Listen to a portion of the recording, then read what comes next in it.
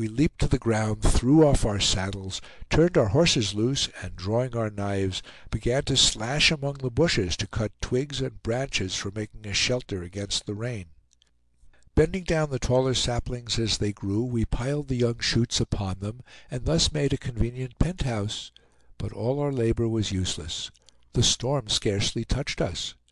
Half a mile on our right the rain was pouring down like a cataract, and the thunder roared over the prairie like a battery of cannon, while we, by good fortune, received only a few heavy drops from the skirt of the passing cloud. The weather cleared, and the sun set gloriously.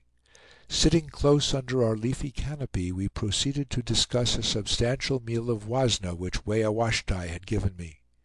The Indian had brought with him his pipe and a bag of shongsasha, so before lying down to sleep we sat for some time smoking together.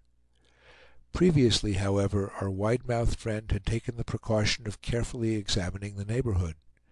He reported that 8 men, counting them on his fingers, had been encamped there not long before: Bisonette, Paul Dorion, Antoine Le Rouge, Richardson, and 4 others, whose names he could not tell. All this proved strictly correct. By what instinct he had arrived at such accurate conclusions, I am utterly at a loss to divine. It was still quite dark when I awoke and called Raymond. The Indian was already gone, having chosen to go on before us to the fort. Setting out after him, we rode for some time in complete darkness, and when the sun at length rose, glowing like a fiery ball of copper, we were 10 miles distant from the fort.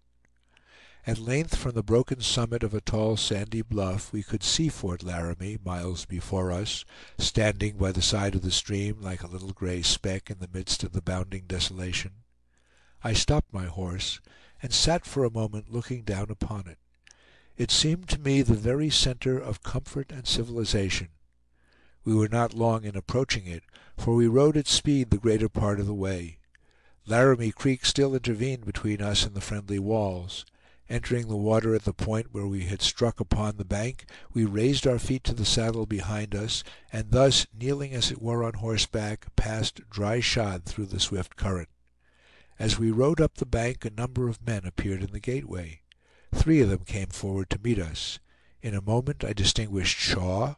Henry Chatillon followed with his face of manly simplicity and frankness, and Delorier came last with a broad grin of welcome.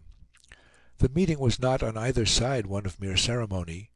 For my own part, the change was a most agreeable one, from the society of savages and men little better than savages, to that of my gallant and high-minded companion and our noble-hearted guide. My appearance was equally gratifying to Shaw, who was beginning to entertain some very uncomfortable surmises concerning me. Bordeaux greeted me very cordially, and shouted to the cook. This functionary was a new acquisition, having lately come from Fort Pierre with the trading wagons. Whatever skill he might have boasted, he had not the most promising materials to exercise it upon. He set before me, however, a breakfast of biscuit, coffee, and salt pork. It seemed like a new phase of existence to be seated once more on a bench, with a knife and fork, a plate and teacup, and something resembling a table before me.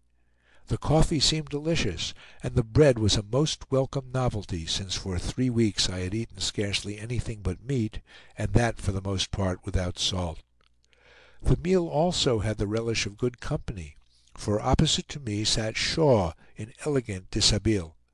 If one is anxious thoroughly to appreciate the value of a congenial companion, he has only to spend a few weeks by himself in an Ogallalla village. And if he can contrive to add to his seclusion a debilitating and somewhat critical illness, his perceptions upon this subject will be rendered considerably more vivid. Shaw had been upward of 2 weeks at the fort. I found him established in his old quarters, a large apartment usually occupied by the absent bourgeois. In one corner was a soft and luxuriant pile of excellent buffalo robes, and here I lay down. Shaw brought me 3 books. "Here," said he, "is your Shakespeare and Byron, and here is the Old Testament, which has as much poetry in it as the other 2 put together." I chose the worst of the 3. and for the greater part of that day lay on the buffalo robes, fairly reveling in the creations of that resplendent genius, which has achieved no more signal triumph than that of half beguiling us to forget the pitiful and unmanly character of its possessor. End of chapter 19.